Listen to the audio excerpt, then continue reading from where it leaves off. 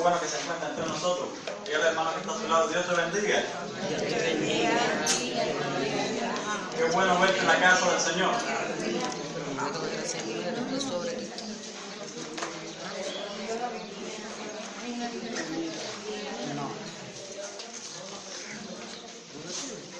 Amado hermano, yo le invito a buscar su Biblia, Mateo capítulo número 3. Mateo capítulo número 3. Todavía estamos en el versículo número 2. Llevamos unos cuantos domingos en este versículo, ¿verdad? Unos cuantos. Dios mediante, quisiera terminar hoy. No es que no haya contenido para confirmar, pero ya por lo menos lo básico, que el tema es el reino de Dios, por lo menos lo base ya está sentado. Quedaría entonces el contexto actual y el contexto profético, pero ese ahora no lo vamos a estudiar. Mateo capítulo número 3, versículo número 2. ¿Estamos todos allí? Voy a empezar en el 1 para enmarcar el texto. Dice: en aquellos días vino Juan el Bautista predicando en el desierto de Judea y diciendo: arrepentíos, porque el reino de los cielos se ha acercado. Vamos a orar. Padre, te damos gracias una vez más por la oportunidad de escuchar tu palabra. Ayúdanos, Dios, a continuar meditando en ella. Ayúdanos a prestar nuestros oídos, nuestros corazones, Señor, a ser sensibles a tu palabra para que nuestra vida sea transformada por medio de la obra de tu Espíritu. Bendícenos, Dios, en Cristo Jesús. Amén. Bien, hermano, cuando llegamos a este versículo número 2, aquí nos hemos detenido unos cuantos domingos debido a la profundidad de este verso, de estas palabras pronunciadas por Juan, que son las mismas palabras, recuerden, pronunciadas después por el Señor Jesucristo en el 4:17. Dice, capítulo 4, versículo 17: desde entonces comenzó Jesús a predicar y a decir: arrepentíos, porque el reino de los cielos se ha acercado. Hemos venido analizando algunos puntos acerca del reino de Dios, y el primer punto que estuvimos analizando fue el reino de Dios como familia, ¿recuerdan? Estuvimos analizando que el reino de Dios es una familia. Estuvimos analizando y vimos allí algunos pasajes, como aquel que a todo el que le recibió, el que cree en su nombre, le dio potestad de ser hecho hijo de Dios, ¿verdad? Vimos el reino de Dios como iglesia. Vimos que el reino de Dios es todo, pero la iglesia son aquellos redimidos, aquellos que Cristo murió por él, aquel grupo de personas que han sido rescatados por la sangre de Jesucristo. Vimos también otro punto, el reino de Cristo, el regente del reino de Dios, que es Cristo. Recuerda, estuvimos analizando el pasaje de Isaías, capítulo número 9, versículo 6. Entonces, ahí estuvimos analizando las características del reinado del Mesías y o las credenciales que el Señor Jesucristo tenía para ser idóneo para la obra que el Padre le estaba desempeñando en su reino de redimir a la iglesia. Amado hermano, vamos a continuar en esta mañana. Si alguno de ustedes no ha tenido el privilegio de estar en todos estos estudios, estamos grabándolo en formato de video, para si después quieren tomarlo en una memoria o algo, lo estamos guardando. Si usted quiere después poder compartirlo o verlo, los tenemos. Bien, amados hermanos, en esta mañana vamos a ver también, quisiera continuar con los últimos dos aspectos que quiero ver acerca del reino de Dios. Y el aspecto que vamos a tratar en este momento es acerca de la sede celestial o la sede del reino de Dios. Cuando nosotros hablamos de una sede de una institución, cuando las instituciones por lo general tienen una sede, pero para poder llegar y ser más efectivas, llegando a toda la población, estas sedes por lo general abren pequeños anexos, ya sea en las cabeceras de provincia, en los municipios, ya sea por ejemplo, los gobiernos abren otros, lo que conocemos nosotros como las embajadas, en otros países, pero esa no es la sede. ¿La sede dónde está? En su país, en la capital, donde reside el gobierno. Amado hermano, cuando nosotros hablamos del reino de Dios, cuando nosotros hablamos del reino de los cielos, también sucede lo mismo. Vayamos allí al verso que acabamos de leer, dice, arrepentíos porque el reino de los cielos se ha acercado. Y allí nos está dando una pista acerca de esto que estamos hablando. ¿Dónde se encuentra la sede del reino de Dios? Dice allí, ¿el reino de qué? De los cielos. Amado hermano, cuando la Biblia habla acerca del reino de Dios, está diciendo que el centro de ese gobierno, el centro de ese reino, ¿quién es? Dios. Dios, amén. Así que todo gira en torno a ese ser, a ese rey que es el que dirige y gobierna. Pero cuando la Biblia habla acerca del reino de Dios, está diciendo que este reino no pertenece a esta dimensión física, sino que pertenece ¿a dónde? A la dimensión espiritual, del cual pertenece también nuestro Dios. Amado hermano, ahí se encuentra la sede celestial. Es muy importante que nosotros como iglesia entendamos y comprendamos que la sede celestial del reino de Dios se encuentra en la dimensión espiritual. ¿Por qué? Porque no han sido pocas las iglesias o las denominaciones, por así decirlo, que en muchas ocasiones han quitado la vista del reino de los cielos para ponerla, por ejemplo, en la iglesia.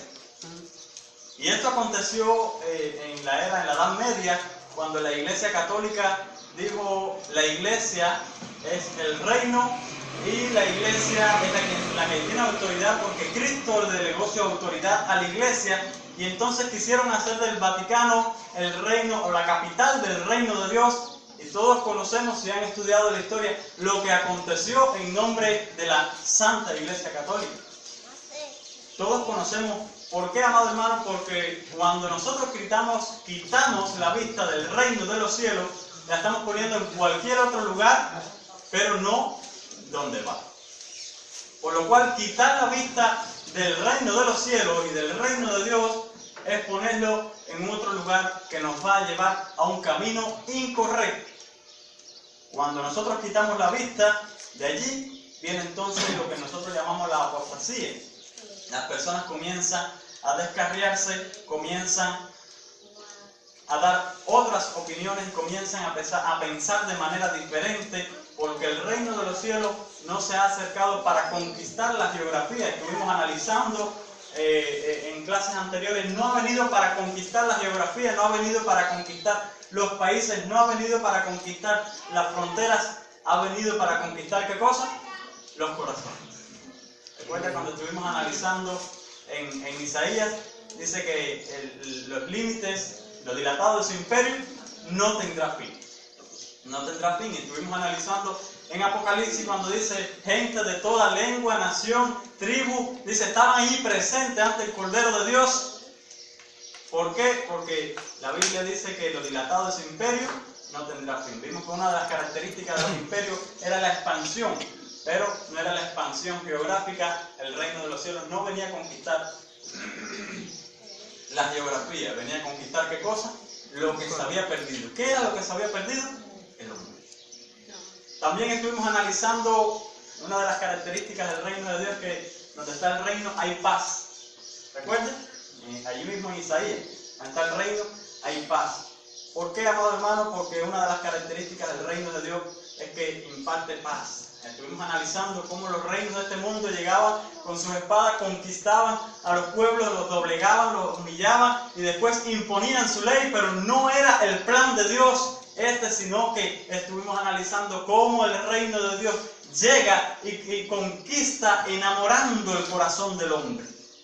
¿Qué quiere decir enamorando el corazón del hombre, amado hermano? Captando su atención, convenciéndole del error en que está.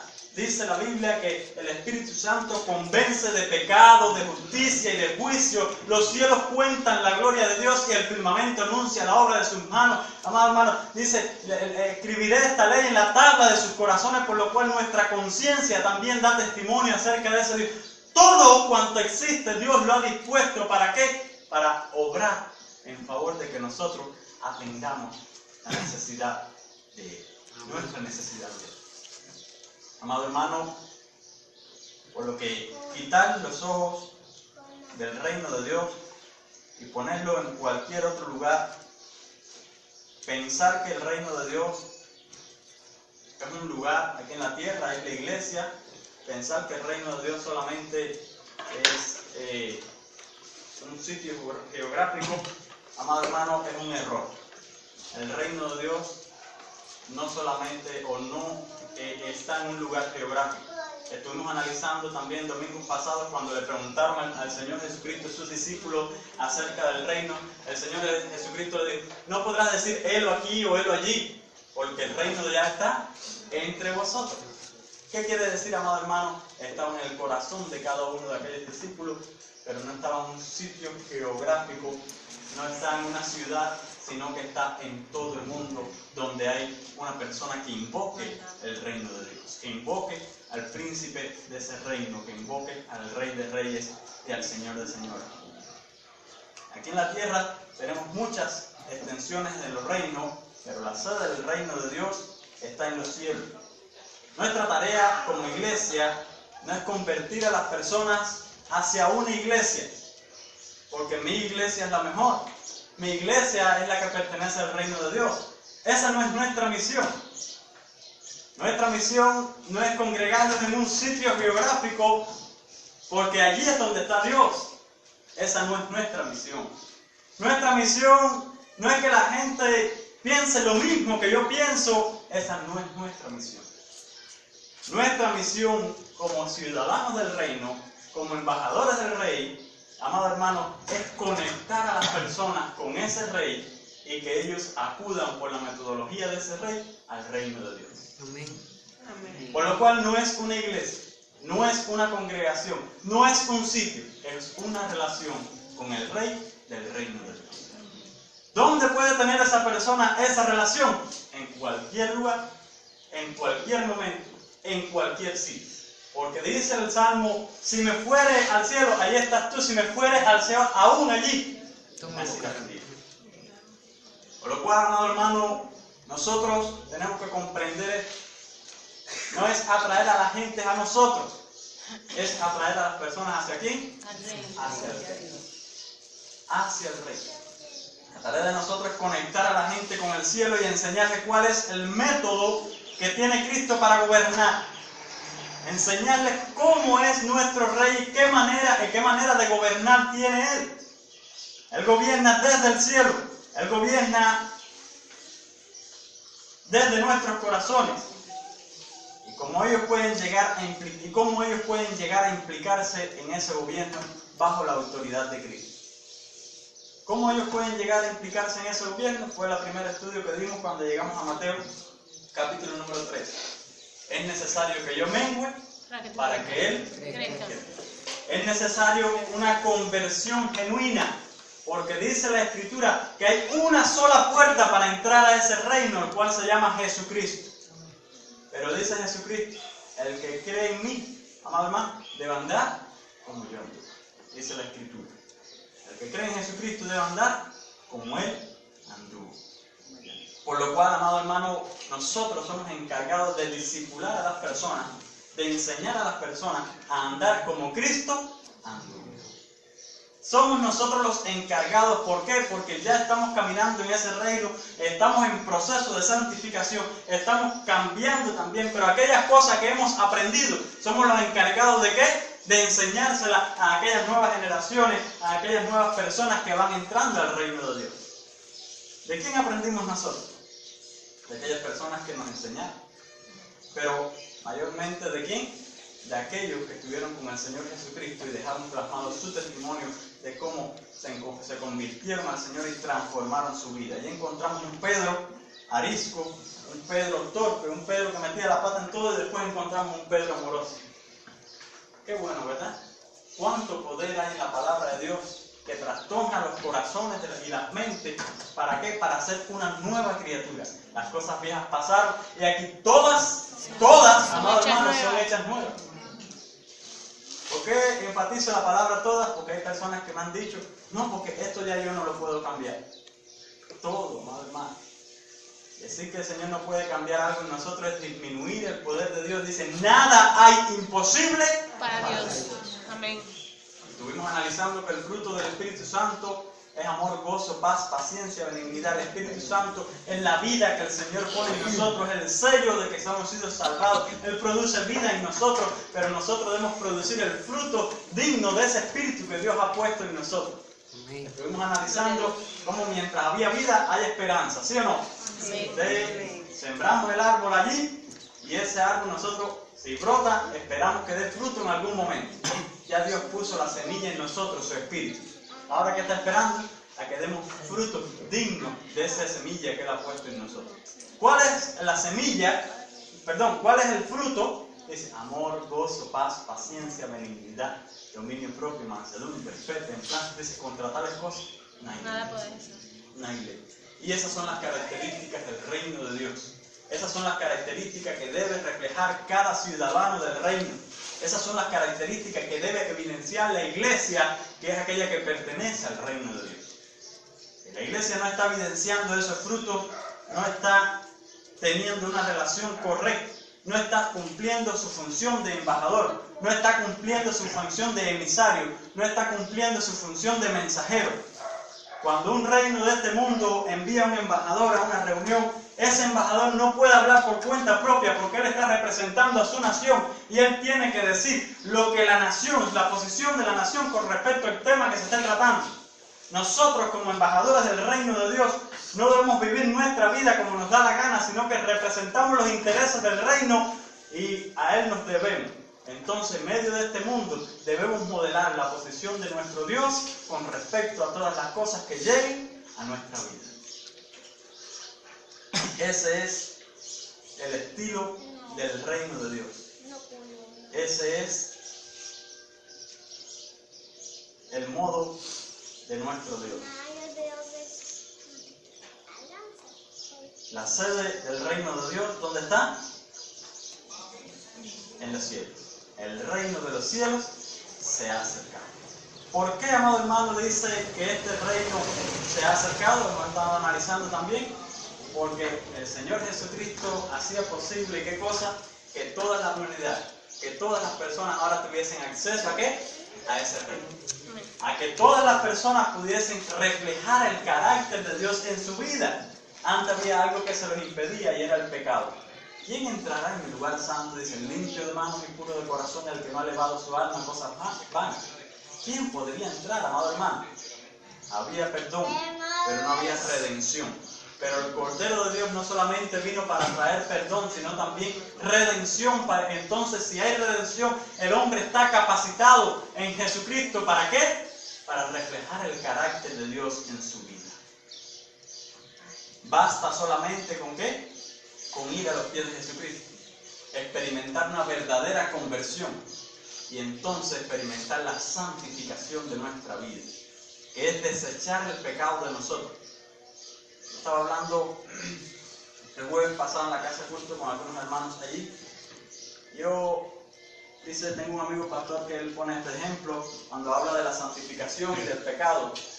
Dice, ¿cuándo usted ha visto a los trabajadores de comunales entrar a su casa y llevarse la basura de donde usted la tiene? Nunca, ¿verdad? Ellos no violentan la privacidad de usted. Usted saca su basura, la pone en el lugar indicado, ellos pasan y la recogen. Amado hermano, Dios no violenta la libertad que Él puso en usted. Dios va a trabajar en cada una de sus áreas. Dios va a trabajar en tu vida a medida que tú le vayas indicando y a medida que tú vayas permitiendo que Él obre. Pero hay áreas de nuestra vida en que Dios no obra más porque nosotros no estamos dispuestos a dejar que Él trabaje. Tenemos que estar dispuestos a que el carpintero, aquel que ha venido para transformar nuestros corazones, dice, quitaré el corazón de piedra y pondré uno de carne. Es necesario dejar que se insere nuestro corazón de piedra. ¿Es doloroso? La Biblia dice que sí. Sí, es muy doloroso. Pero dice que estrecha es la puerta y angosto el camino que lleva hacia la vida eterna. Debemos estar dispuestos a recibir aquellas cinceladas que van a transformar nuestra vida para bien. Amado hermano, otro de los aspectos del reino de Dios es el modo de vida. El modo de vida se caracteriza por ser teocrático. ¿Qué significa teocrático, amado hermano? Teo viene de la palabra Theos, que es Dios en griego. Y la idea está en que Dios es el centro en medio de la política del pueblo de Dios, Dios es el centro.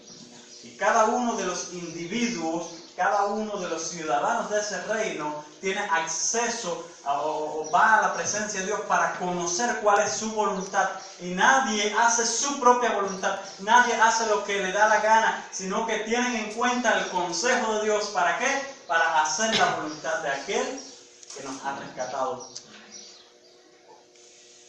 Y esto no quiere decir que nosotros seamos esclavos, porque entonces algunos dicen, pero ustedes no tienen libertad. No, todo lo contrario. Tenemos tanta libertad que podemos entrar en la presencia de aquel que nos creó para saber cómo nosotros debemos funcionar de la manera correcta, porque Él nos creó. Y eso es lo que nosotros vamos a consultar. ¿Cómo debo hacer las cosas? ¿De qué manera debo hacer? ¿Qué es lo mejor para mí? La convivencia del reino de Dios es teocrática. Aquí en la tierra se debate muchos modos de gobierno. Los gobiernos democráticos, los gobiernos autocráticos. Los autocráticos fueron los que la mayor parte de la humanidad ha conocido, ya que en la era antigua, en la Edad Media, se hacía la voluntad de un soberano, de un rey, de un emperador, de cualquiera de estas personas, pero todos conocemos la historia. No paraba mucho, en muchas ocasiones, para que no decir nunca, no paraba en nada bueno. Las cosas más atroces se hacían bajo la autoridad, bajo los gobiernos autocráticos. Y una reacción a este tipo de gobierno entonces trajo lo que nosotros conocemos hoy como la democracia, que es entonces hacer la voluntad del pueblo. Pero ¿qué sucede con la democracia? Y lo vemos hoy más que nunca, que entonces se le da la libertad a los individuos para hacer cada cual lo que le da la gana. Y esa libertad entonces traspasa los límites y se convierte ¿en qué? En el libertinaje. Y si malo es un extremo, malo es el otro. Malo es el otro. Por lo cual en el reino de Dios ni el uno ni el otro son la solución. En el reino de Dios es el único que ofrece una solución, porque el reino de Dios se puede conservar el orden, los principios y la autoridad en medio de la libertad del ser humano. En el reino de Dios es donde único se puede conservar el orden, los principios y la autoridad sin quitar la libertad al ser humano. ¿Por qué? Porque cada individuo no está por obligación, sino por amor. Porque de tal manera amó Dios al mundo, y tú, si vas a entrar aquí al reino de Dios, amarás al Señor tu Dios con toda tu alma, con toda tu mente, con todo tu corazón, con todas tus fuerzas. Amarás a tu prójimo como a ti mismo. Y el amor, hemos estado analizando y dedicándole mucho tiempo a estas características de Dios, o a la esencia de Dios, porque no es una característica, dice Dios es amor. La esencia de Dios, amado hermano, y vemos que hemos analizado que es la base del reino de Dios. Dice que el amor no hace nada indebido, por lo cual cada individuo, cada cristiano que es cristiano de verdad, ama tanto a Dios y ama tanto a las personas que están a su lado, que no va a ser capaz de ¿qué? De hacerle daño. Porque lo valora y lo ve como él mismo o superior. Estuvimos analizando cuando veíamos al amor, que el amor no hay cabida, cuando hay amor no hay cabida para la arrogancia, no hay cabida para estos malos sentimientos. ¿Por qué? Porque decíamos, miramos hacia arriba y tenemos a un ser superior a Dios, miramos hacia alrededor y tenemos a nuestro semejante al mismo nivel que nosotros. No tenemos nada que mirar por abajo, por lo tanto no podemos sentirnos superior a nada. Todo lo contrario, nos sentimos inferior a Dios, igual a nuestro semejante. Por lo tanto, no hay motivo para jactancia, no hay motivo de qué gloriarse. Todo lo contrario, cuando analizamos a un Dios que descendió del cielo, a un Dios que bajó a esta tierra y a un Dios que nos dio una clase de liderazgo, no con un cetro en su mano, sino que tomó un lebrillo y una toalla. ¿Y qué hizo? Y comenzó a lavar los pies de sus discípulos. Y dice, entre ustedes, los habitantes del reino, también será así, porque el mayor será el menor. Gloria a Dios, amado hermano. tenemos que aprender a ver la grandeza del reino de Dios. No es la grandeza, la característica de grandeza de este mundo. Los últimos serán los primeros. Amado hermano, lo que es grande en el reino de Dios no es grande en este mundo. Y nosotros tenemos que aprender a percibir con los ojos espirituales. Cuando Dios daba mensaje en Apocalipsis, decía, el que tiene oídos para oír, oiga.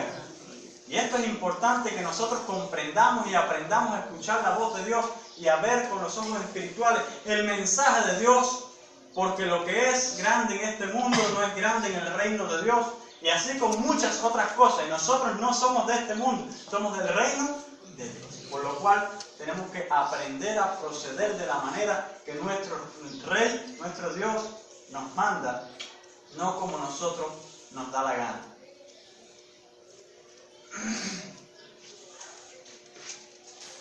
El concepto de la autocracia implanta la fuerza, como hemos venido analizando. El concepto democrático deja a los hombres en el libertinaje. Analizamos que ni el uno ni el otro son el resultado. El concepto teocrático reconoce que en el reino de Dios gobierna un rey. Y esto, amado hermano, estuvimos analizando en clases anteriores también, como este reinado de Jesucristo era un reinado totalmente diferente a los reinos de este mundo. Una de las causas por lo que los judíos rechazaron al Mesías, ¿por qué fue? Porque esperaban un hombre que los liberara del yugo romano y que hiciera y se entronizara. De hecho, en muchas ocasiones en las Escrituras, si usted se ha percatado de los pequeños detalles, dice que Jesús salía huyendo de las multitudes porque querían hacerle rey. Querían hacerle rey, querían ponerle un trono y entronizarlo allí, pero Jesús dijo, mi reino no es de este mundo. No es de este mundo. El gobierno de Dios se hace efectivo en la vida humana en la medida que los hombres ven el reino de Dios en la vida espiritual. Recuerda, el hombre, amado hermano, pertenece a la dimensión física, pero también pertenece a la dimensión espiritual. Nuestro cuerpo pertenece a la dimensión física, pero nuestro espíritu pertenece a la dimensión espiritual. Y somos un conjunto entre materia y espíritu. La única manera de nosotros en este mundo percibir el reino de Dios es que lo percibamos primero, ¿dónde?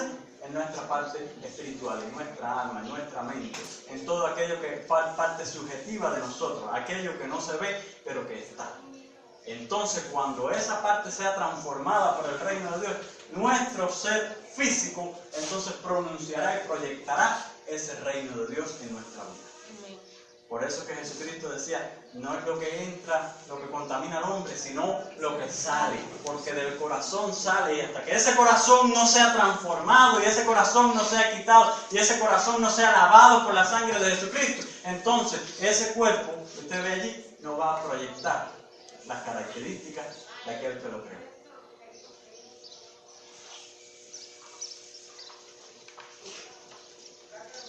El reino de Dios no se debe buscar ni hacer, en el reino de Dios no se hace la voluntad de un individuo, ni de un grupo de personas, ni de una masa en general. Se hace la voluntad de ¿quién? De Dios. Y esto es importante. ¿Por qué? Porque estamos rodeados en muchas ocasiones de la política de este mundo, donde lo que dice la mayoría es lo que se hace. Pero, recuerde, dice la Escritura, por haberse multiplicado la maldad en la tierra, el amor de muchos se enfriará. Y aunque muchos estén practicando una cosa que es mala, y sean la mayoría, lo que están practicando sigue siendo ¿qué cosa? Malo. Sigue siendo malo. Pero como ya es algo tan usual y tan común, porque todo el mundo lo está practicando, entonces los reinos de este mundo lo abrazan como algo normal.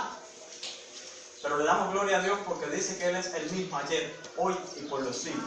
Y lo que Él dijo que es malo ayer, será malo hoy y continuará siendo malo mañana. Por lo cual nosotros como hijos espirituales de Dios, como seres hijos de Dios, que somos familia de Dios, debemos consultar al Padre de familia para ver qué sigue siendo malo en nuestra familia, en nuestro hogar, en nuestro reino.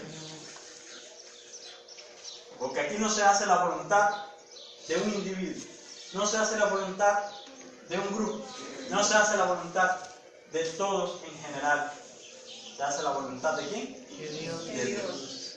¿Recuerda por qué se hace la voluntad de Dios? Estuvimos analizando en clases anteriores también. Cada equipo trae, ¿qué cosa?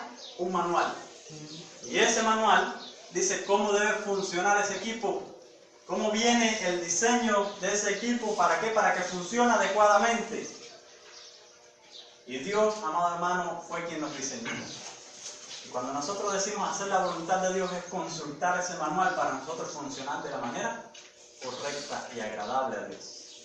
No estamos violentando la libertad del ser humano. Porque muchos, cuando me han escuchado hablar de esto, dicen, entonces el hombre no tiene libertad. El hombre tiene la libertad de escoger y de elegir, tanto es así que pueden incluso rechazar hasta Dios. Pero, amado hermano, una vez que usted entra en el reino de Dios, usted sigue disfrutando de esa libertad, solo que ahora usted se complace en consultar el consejo de Dios para que su libertad sea bien usada y saber tomar las mejores decisiones. Y aún después de haber consultado el consejo de Dios, usted sigue siendo libre para rechazarlo o no. Tanto es así que Adán y Eva, estando en la presencia de Dios, estando en el reino de Dios, ¿qué decidieron? Recoge el maletín y me voy. Me voy. Cuidado, pero ¿les fue bien? Exactamente. Entonces aquellos que han comprendido el consejo de Dios saben que sin el consejo de Dios no nos va nada bien. Hay calor, hermano, ¿eh? Demasiado. Tenemos que trabajar rápido en los ventiladores, porque nos vamos a freír aquí. No sé si es el calor de los hermanos o del espíritu, pero hay mucho calor. Amado hermano, vamos a trabajar pronto en eso. No se debe adoptar las cosas, los gustos personales, las costumbres, las predicciones, los gustos de grupos, de masa, sino que se debe tener en cuenta el consejo de Dios. Es muy importante. ¿Por qué? Porque a veces nosotros confundimos lo que a nosotros pensamos que es mejor para mí con la voluntad de Dios. Y entonces decimos, yo creo que Dios lo que quiere es, y allí estamos coaccionados, ¿por qué? Por la voluntad de Dios. Y tenemos que tener cuidado. No quiere decir que en muchas ocasiones Dios use las emociones, no quiere decir que Dios no use las circunstancias. Dios usa, estamos hablando ahorita, todo. Pero Dios ha establecido normas, leyes normativas, amado hermano, que ninguna de esas entonces puede violar. ¿Cuál es? La Escritura. La Escritura. Amén. ¿Por qué, amado hermano? A veces las personas, hablando en plata, dice, Señor, recibí una revelación del Señor, y yo creo que el Señor revela todavía. ¿Sí o no? Amén. Dios tiene poder para hacerlo. Lo hizo en el pasado, tiene poder para hacerlo en el futuro.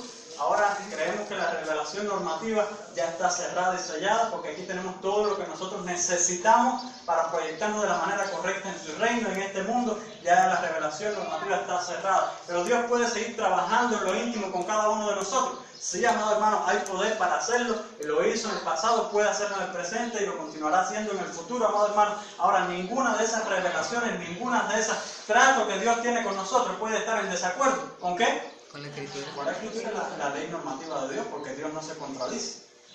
Y en ocasiones he escuchado personas que han hablado, no sé si han visto grabaciones de estas por ahí que han salido muchas de personas que descendieron al infierno, vieron testimonio, no sé qué.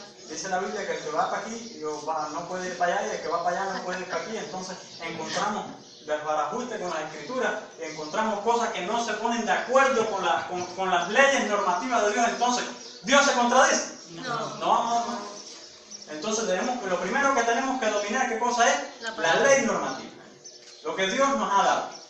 Y después Dios, cuando estemos capacitados, comenzará a tratar con nosotros. ¿En qué? En lo íntimo, en lo personal. Y siempre esa cosa que Dios trata hay que filtrarla. ¿Por qué?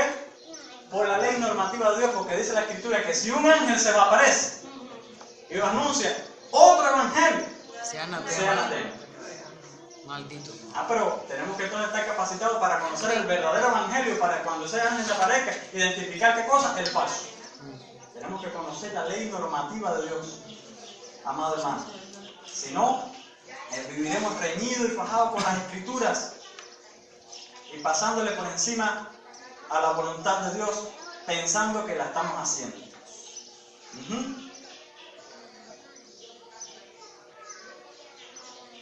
Amado hermano, la ciudadanía dentro del reino de Dios también tiene su jerarquía y sus órdenes.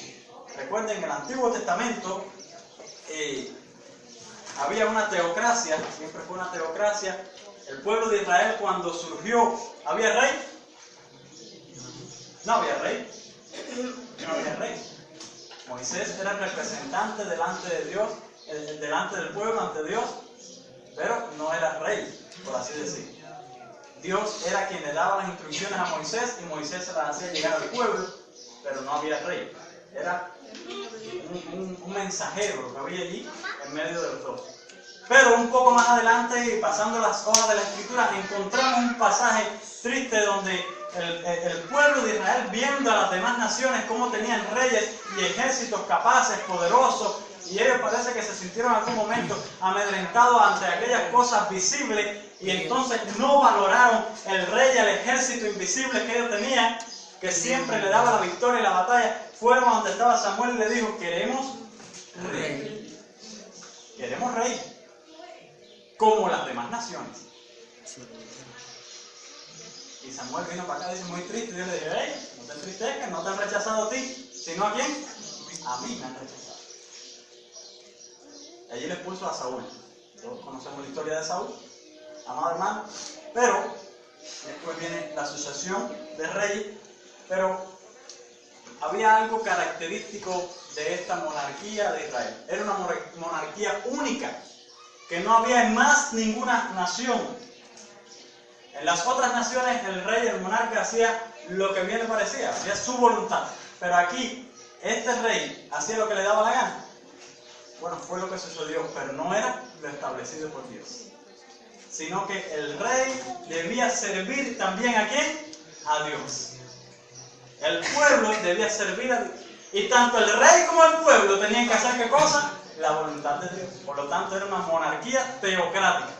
Tenían que seguir haciendo la voluntad de Dios. El rey no podía seguir haciendo lo que le daba la gana. ¿Qué sucedió? Bueno, todos conocemos la historia, se ha leído, si no, léala allí en las Escrituras. Cada rey, algunos comenzaban muy bien, pero después ¿qué cosa? Dice, abandonaban la ley de Dios.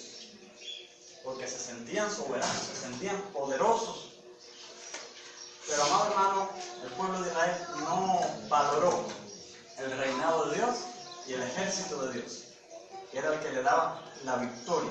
Amado hermano, debido a que estos reyes continuamente estaban apartándose y eran descalificados porque le daban la espalda a Dios y no guiaban al pueblo a la presencia de Dios, sino que hacían y se aprovechaban del pueblo, entonces hubo necesidad ¿de qué? De que Dios levantara otro oficio que fue primordial en el Antiguo Testamento. ¿Recuerdan los profetas? ¿Recuerdan? ¿Cuál era la función del profeta? Dios le daba el mensaje al profeta, ¿sí o no? Dios le daba el mensaje al profeta y el profeta iba y se lo decía tanto al rey como al pueblo. Ya los dos estaban avisados. El rey podía claudicar, pero el pueblo podía seguir siendo ¿qué? Fiel a Dios. Porque ya había visto un mensaje. Dios estaba comunicándose con el pueblo. Ya existían los reyes, ya existían los profetas, pero debido a que tanto el rey como el pueblo claudicaban, había que buscar un remedio para esta situación. Dios había hablado de que por medio del pueblo de Israel iba a ser el pueblo elegido para tener las condiciones propicias para que viniese el Mesías. Había que preparar a ese pequeño remanente, esa pequeña cuna donde iba a venir el Mesías. Era necesario, ¿qué cosa? Un tercer oficio. Y allí se levanta el sacerdote. ¿Cuál era la función del sacerdote, amado hermano? Todos conocemos que en el Antiguo Testamento el sumo sacerdote entraba una vez al año a la presencia de Dios representando al pueblo, y si ese sumo sacerdote salía vivo del lugar santísimo, ¿qué es lo que había? Un año más de perdón para el pueblo. un año más de perdón para el pueblo. Por lo cual ya teníamos al rey, al profeta, al sacerdote. Todo lo Dios lo había levantado, ¿para qué? Para que su pueblo tuviese las condiciones, para que su pueblo viviese de la manera adecuada, para que su pueblo no se quejase de que no había herramientas. No, amado hermano, Dios estaba levantando las condiciones propicias. Ahora bien, amado hermano,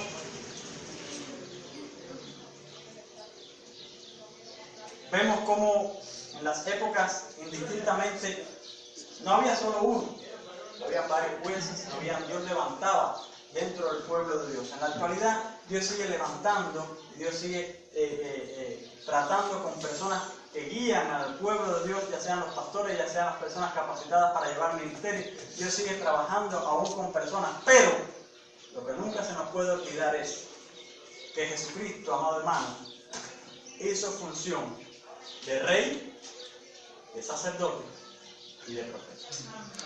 Por lo cual ya nosotros no tenemos que ir a ninguna persona específica, o a algún rey específico, o a algún profeta específico, sino que tenemos que ir ¿a quién?